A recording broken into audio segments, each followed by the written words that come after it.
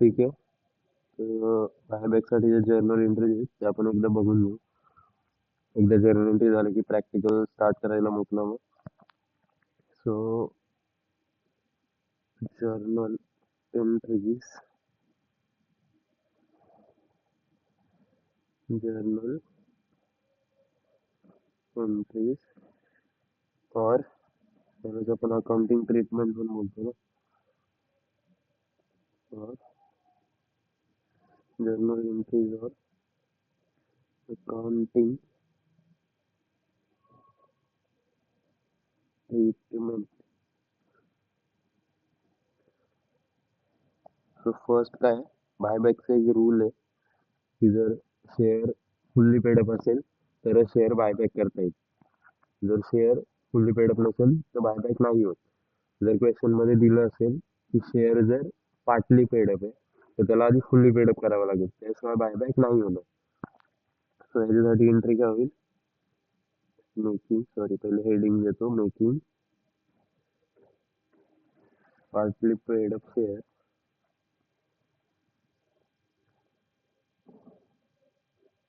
As fully paid up. जर partly paid up share असेल त्याला फुल्ली पेडअप करायला लागेल. जनरली 10 रुपयाचा शेअर आहे, 7 रुपये मागितलेत, 3 रुपये मागायचे राहिले तर 3 रुपये मागायची जी एंट्री आहे ना ती एंट्री फक्त करायची आहे. इशू ऑफ शेअर मध्ये आपण कॉल मनी जे मागतो, कॉल मनी ड्यू, कॉल मनी रिसीव, सिंपल तीच एंट्री आहे, दुसरी कुठली एंट्री नाही.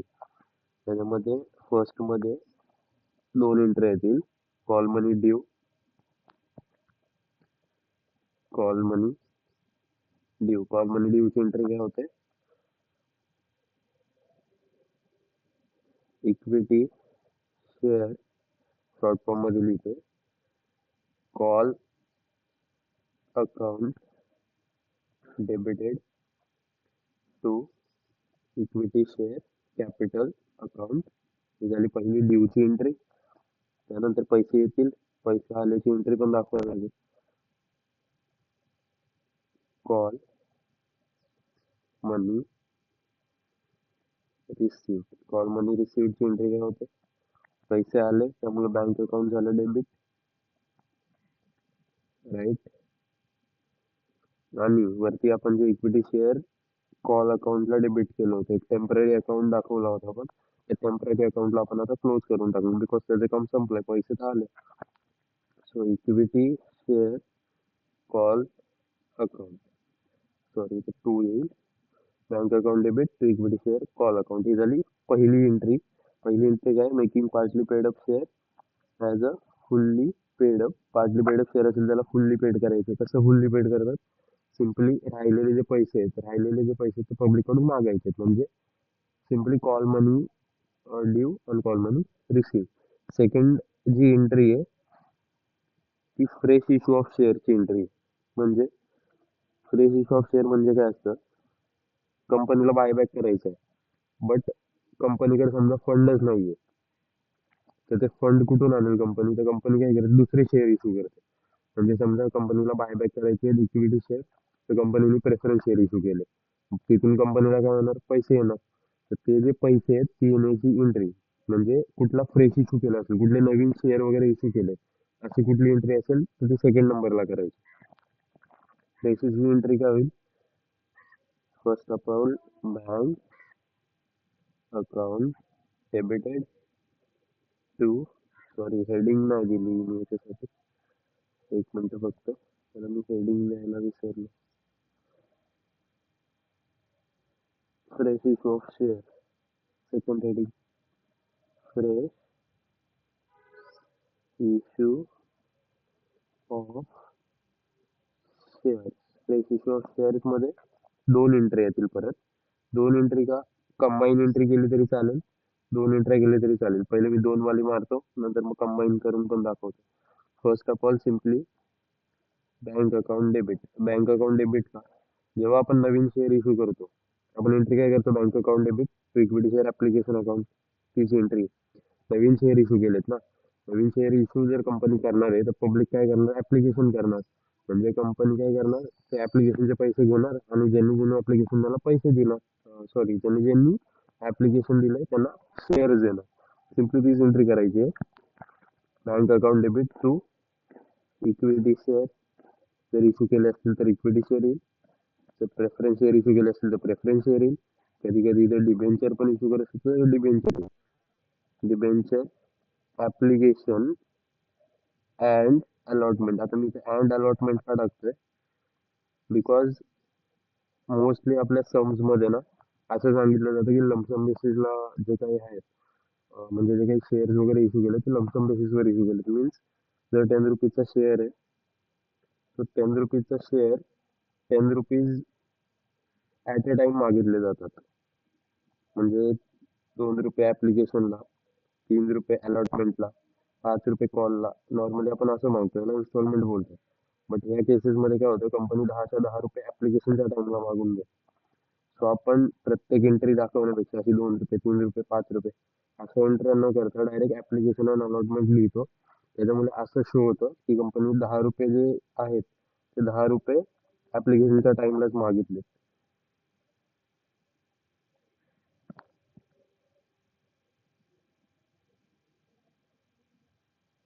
Okay.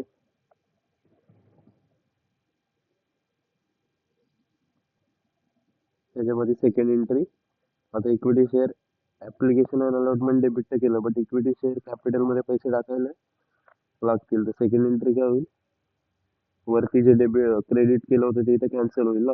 Equity share capital, preference share capital जो प्रेफरन्स, डिबेंचर असेल तर debenture, application and allotment account debit. Application allotment and sorry, application and allotment account काय घेतलं, बिकॉज लमसम बेसिसला शेअर इश्यू केले जातात नॉर्मली.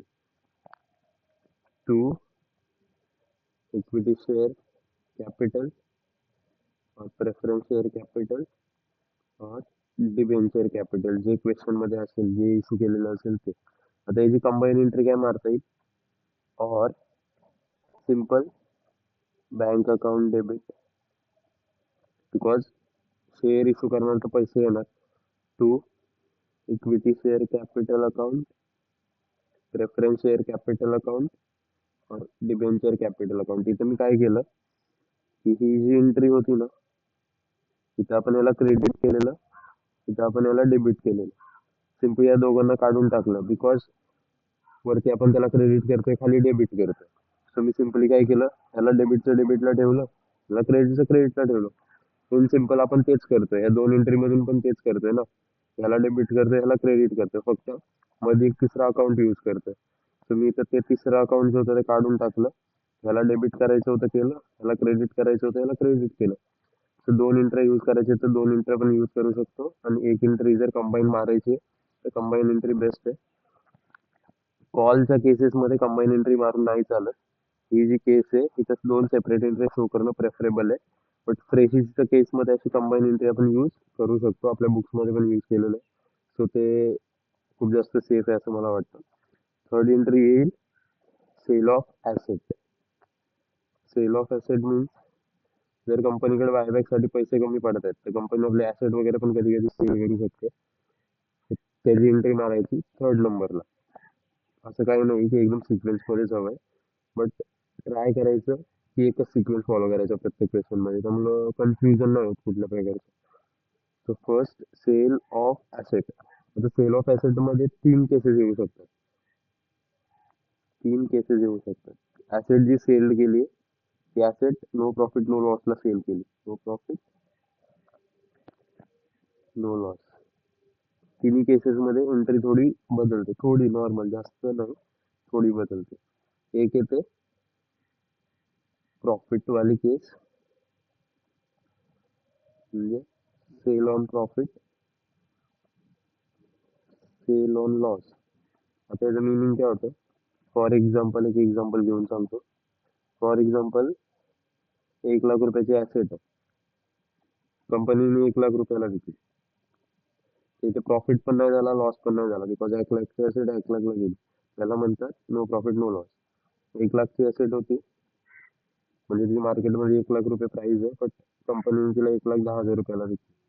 त्याला म्हणतात sale on profit. Sale on loss, 1 lakh ची ॲसेट कंपनीने सेल केली 90,000 ला, 10,000चा लॉस, सेल ऑफ लॉस. आता या तिघांच्या केसेसमध्ये एंट्री चेंज का होते? प्रॉफिट झालं तर प्रॉफिट अँड लॉसच्या क्रेडिटला दाखवायला लागतो.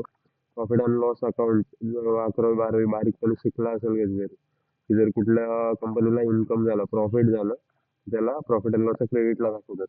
तर हे जे प्रॉफिट आहे ते क्रेडिटला दाखवायला लागतं आणि ते जे 10,000चा लॉस झाला तो डेबिटला दाखवायला लागतो. त्यामुळे थोडी एंट्री फक्त चेंज होते, बाकी काही नाही.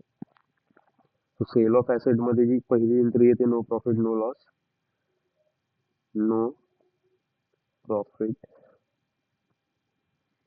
No profit and no loss. Asset sale केली आहे ना, सेल केल्यामुळे काय येतात? पैसे येतात. पैसे आल्यामुळे बँक अकाउंट डेबिट, एवढं तर सांगायला नाही पाहिजे. 2, जी ॲसेट सेल केली असेल ते, 2 असेट अकाउंट. जर्नल एंट्रीचा रूल काय? Debit what comes in, credit what goes out. Asset गेली त्यामुळे ॲसेटला क्रेडिट केलं, किंवा सिम्पली जर प्लस मायनस वाला जे रूल आहेत जर्नलचे ते जर यूज केले तरी ॲसेटला ओरिजिनल साईड कोणती आहे? डेबिट आहे. सो ॲसेटची ओरिजिनल साईड डेबिट. जर वाढलं तर सेम साईडला, कमी झालं तर ऑपोजिट साईडला. ॲसेटची original side debit. Asset sale केल्यामुळे ॲसेट वाढतं की कमी होतं? ॲसेट कमी होतं. सो ॲसेट जर कमी होतंय तर त्याला आपण ऑपोजिट साईडला दाखवणार. ऑपोजिट साईड म्हणजे क्रेडिट साईड, म्हणून त्या ॲसेटला मी क्रेडिट केलं. Second entry, sale on profit. Asset sale on profit. Asset प्रॉफिटवर सेल करायचं आहे, इथे फक्त एक अकाउंट ॲड होईल. ॲसेट सेल केलं, बँक अकाउंट डेबिट.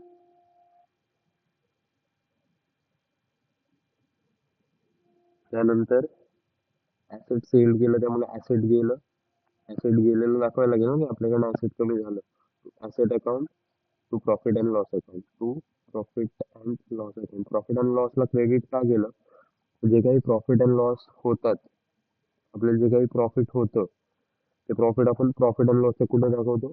क्रेडिट साईडला. तर मला इथे प्रॉफिट अँड लॉसला क्रेडिट केलं, बिकॉज प्रॉफिट अँड लॉसच्या क्रेडिट साईडला आपल्याला दाखवायचं आहे की आम्हाला प्रॉफिट झालं. Okay. C,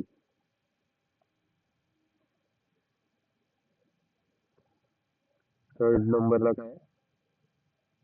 sale on loss.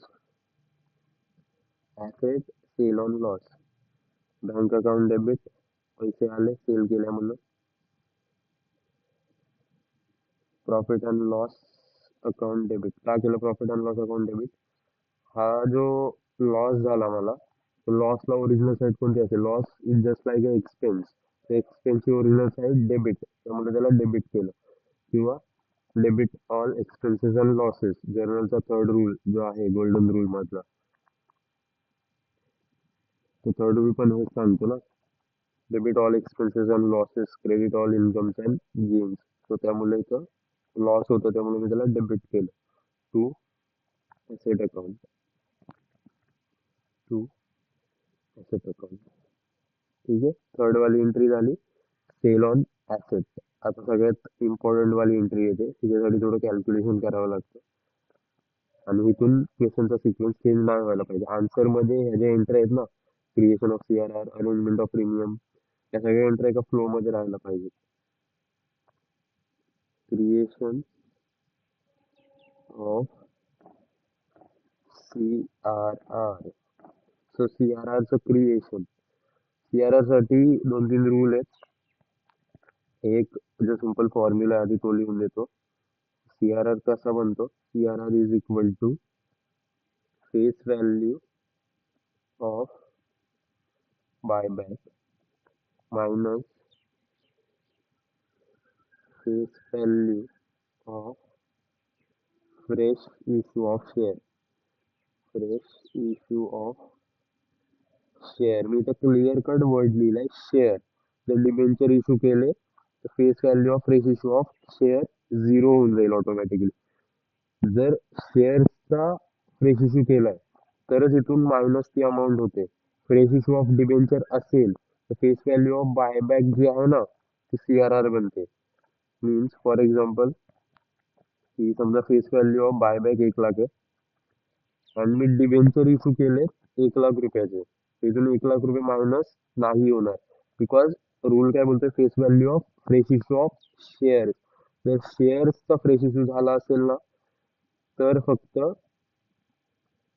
Amount जी आहे ना ती लेस करायची असते. मीन्स जर मी डिबेंचर इश्यू केले ना, तर इथून मायनस काहीच नाही होणार, -0 होईल.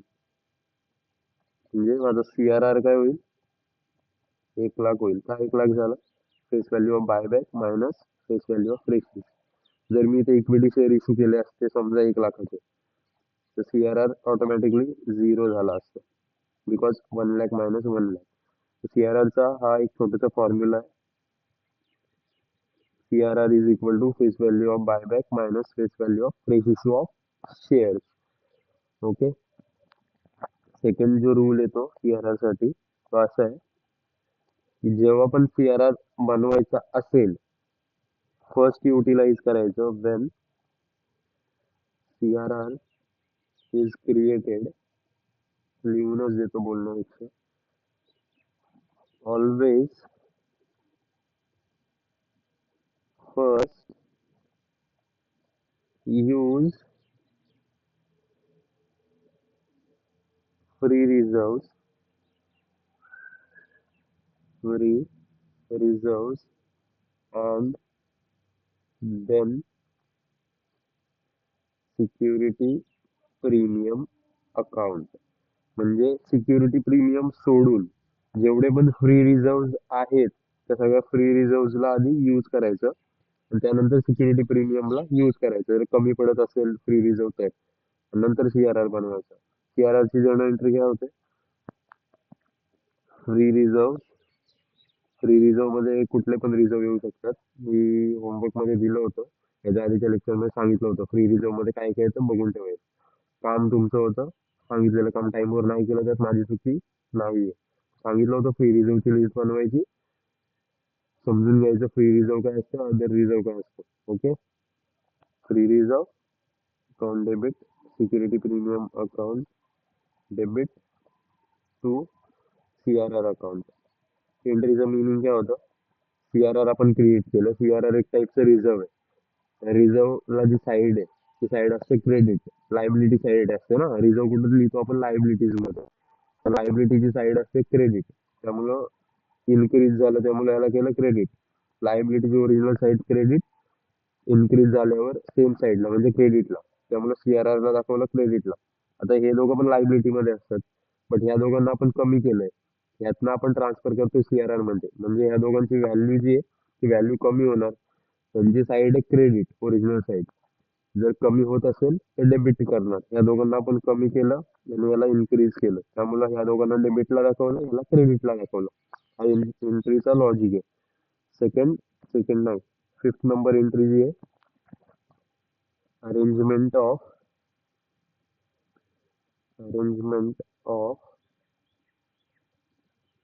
प्रीमियम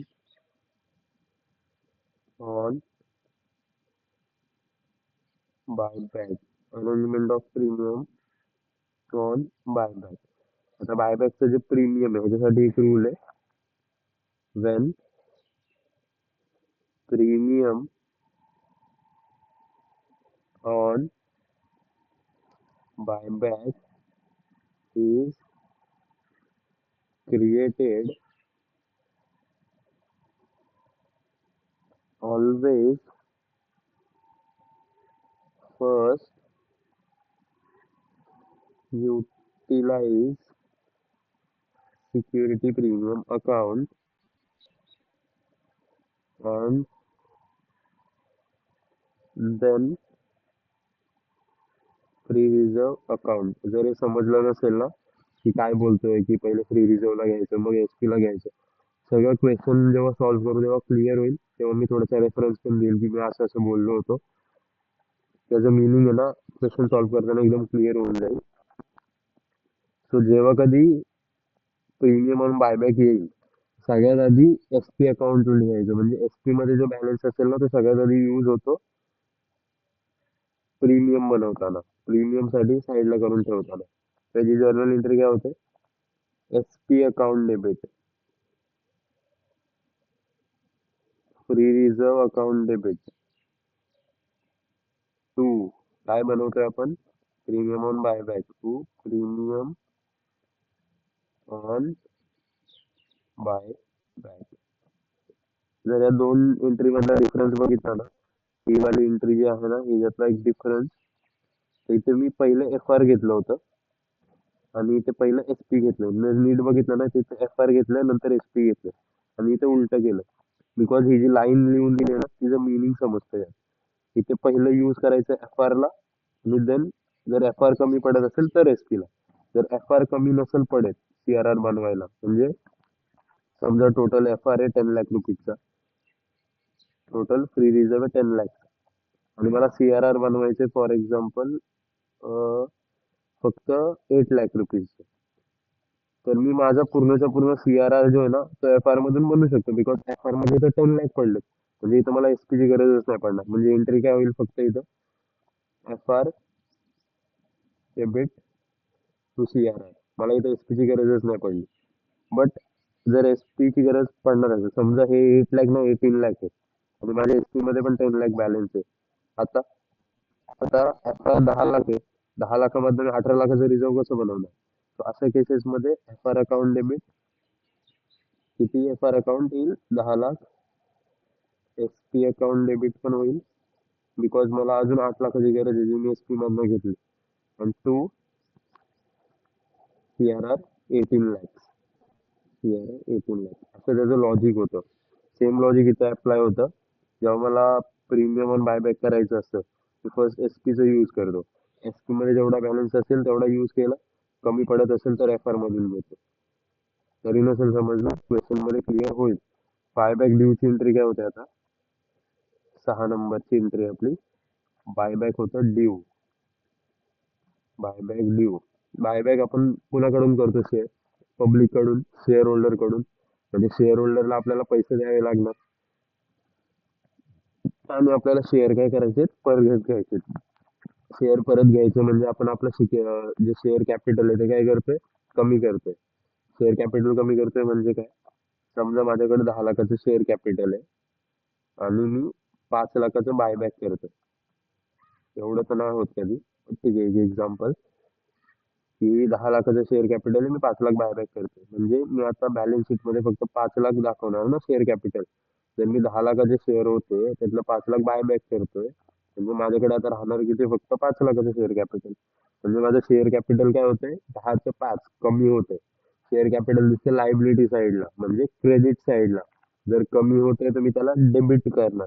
त्यामुळे इक्विटी शेअर कॅपिटलला मी केलं debit, equity share capital account debit. का डेबिट केलं, कमी होतंय म्हणून.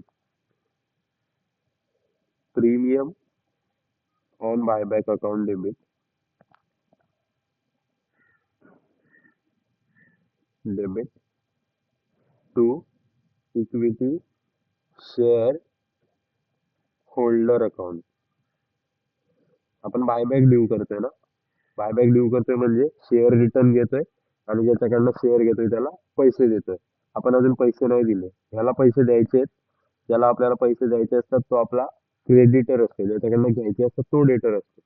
ज्याला पैसे द्यायचे आहेत तो कोण असतो, क्रेडिटर. क्रेडिटर दिसतो लायबिलिटी साईडला, लायबिलिटीची ओरिजिनल साईड क्रेडिट. आता याला पैसे द्यायचे आहेत म्हणजे आता हा काय झाला, इन्क्रीज झाला ना, नवीन क्रिएट झाला. त्याची ओरिजिनल साईड क्रेडिट आहे, क्रेडिटर दिसतो क्रेडिट साईडला, पण त्याला मी क्रेडिटला दाखवलं की माझी लायबिलिटी आहे, इक्विटी शेअर होल्डरला पैसे द्यायचे आहेत. ह्याला का डेबिट केलं, रिझन होतं ह्याला इथं मी क्रेडिट केलं होतं, लायबिलिटी दाखवली होती की माझी एक प्रीमियम म्हणून लायबिलिटी आहे. ती लायबिलिटी मी इथं कॅन्सल केली बिकॉज ज्याला पैसे द्यायचे होते ना त्याचं नाव आता लिहून ठेवलं. फॉर एक्झाम्पल समजा मला 500 रुपये ना इंटरेस्ट पे करायचं आहे बँकला, ओके. बट मी अजून समजा बँकला नाही, हा एक पर्सन होता, एक एक्झाम्पलने सांगतो. ह्याला मला 500 रुपयाचा इंटरेस्ट द्यायचा होता. तर मी इंटरेस्ट नावाचं काय केलं, आधी लायबिलिटी बनवून ठेवली की हा मला ह्याला इंटरेस्ट द्यायचा आहे, माझी लायबिलिटी. नंतर मी ह्या इंटरेस्टला काय केलं, सिम्पली कॅन्सल केलं आणि ह्याचं नाव टाकलं माझ्या अकाउंटमध्ये आणि इथे 500 रुपये लिहिले, तेच इथे केलं.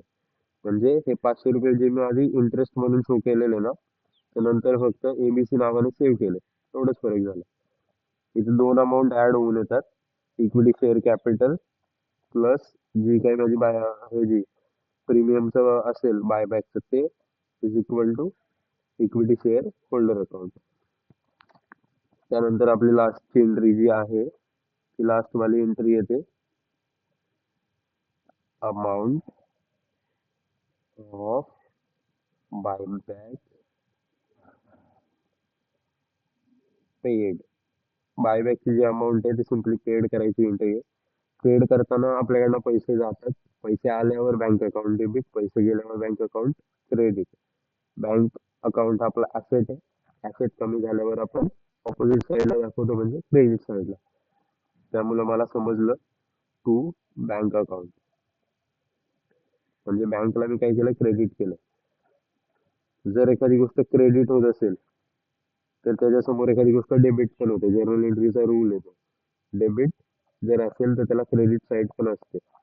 तर इथं मी पैसे तर दिले, पैसे कुणाला दिले, debit the receiver, credit the giver. Rule काय बोलतो, डेबिट द रिसिव्हर. डेबिट कुणाला करायचं, ज्यांनी रिसिव्ह केलं. पैसे कुणी रिसिव्ह केले, त्याच्याकडनं मी शेअर घेतले म्हणजे equity share holder. Equity share holder account debit. असं केलं तरी चालतं की आधी मी क्रेडिट साईड लिहून घेतली नंतर डेबिट लिहितोय, असं काही रूल नाही की आधी डेबिट लिहायचं क्रेडिट लिहायचं. एक्झामिनरला फक्त एंट्री दिसणार आहे, सिक्वेन्स नाही दिसणार आहे. म्हणजे जर मी आधी क्रेडिट लिहिलंय, एक्झामिनर थोडी माहिती आहे की मी आधी क्रेडिट लिहिलंय की डेबिट लिहिलंय.